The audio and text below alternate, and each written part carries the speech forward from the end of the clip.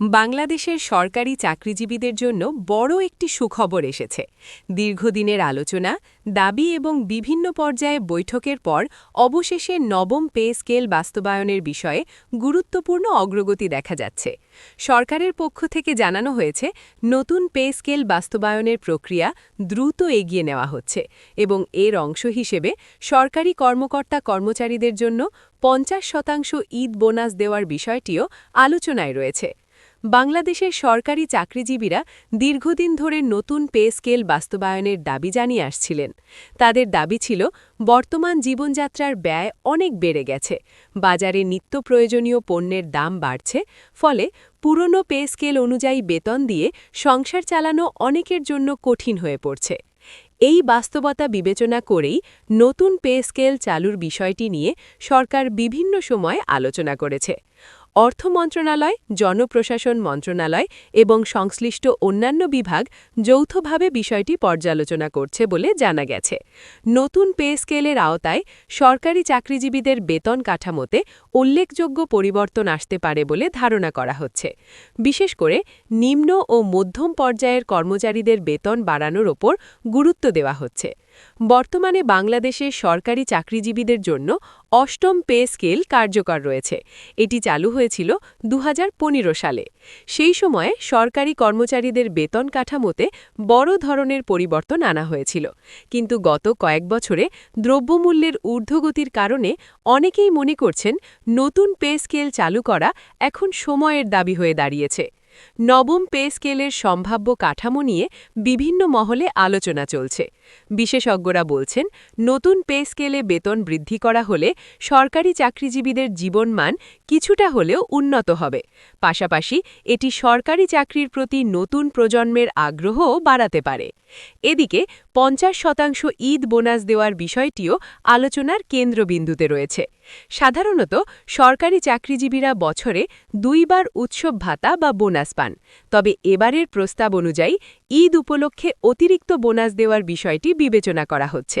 যদি এটি বাস্তবায়ন হয়, তাহলে অনেক সরকারি কর্মকর্তা-কর্মচারীর জন্য এটি বড় ধরনের আর্থিক সহায়তা হিসেবে কাজ করবে।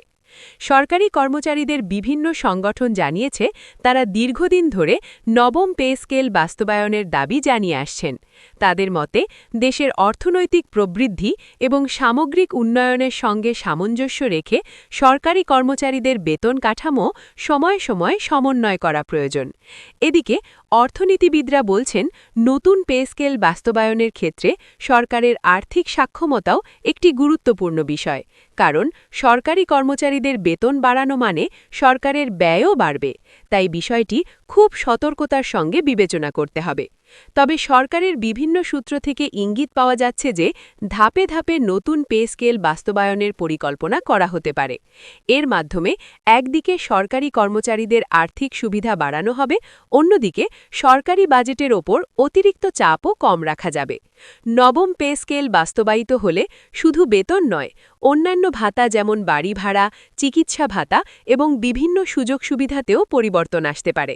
এতে করে সরকারি চাকরিজীবীদের সামগ্রিক আয় বাড়বে বলে আশা করা হচ্ছে। এদিকে সাধারণ জনগণের মধ্যেও বিষয়টি নিয়ে আগ্রহ দেখা যাচ্ছে, কারণ সরকারি চাকরিজীবীদের বেতন বাড়লে তা দেশের অর্থনীতিতেও কিছুটা ইতিবাচক প্রভাব ফেলতে পারে। বিশেষ করে বাজারে ক্রয় ক্ষমতা বাড়তে পারে, যা ব্যবসা বাণিজ্যের জন্য সহায়ক হতে পারে। বিশেষজ্ঞরা আরও বলছেন, নতুন পে স্কেল চালুর ক্ষেত্রে স্বচ্ছতা এবং পরিকল্পনা খুব গুরুত্বপূর্ণ। যদি সঠিকভাবে এটি বাস্তবায়ন করা যায়, তাহলে এটি দেশের প্রশাসনিক ব্যবস্থাকেও আরও শক্তিশালী করতে পারে। সরকারি চাকরিজীবীদের অনেকেই আশা করছেন, খুব শিগগিরই এ বিষয়ে আনুষ্ঠানিক ঘোষণা আসতে পারে, কারণ বিভিন্ন সময়ে সরকারের উচ্চ পর্যায় থেকে ইতিবাচক ইঙ্গিত পাওয়া গেছে। এদিকে সামাজিক যোগাযোগ মাধ্যমেও বিষয়টি নিয়ে ব্যাপক আলোচনা চলছে। অনেকেই আশা প্রকাশ করছেন যে নবম পে স্কেল বাস্তবায়িত হলে সরকারি কর্মচারীদের দীর্ঘদিনের প্রত্যাশা পূরণ হবে। সব মিলিয়ে বলা যায়, নবম পে স্কেল বাস্তবায়নের বিষয়টি এখন দেশের সরকারি চাকরিজীবীদের জন্য একটি বড় আলোচনার বিষয় হয়ে দাঁড়িয়েছে।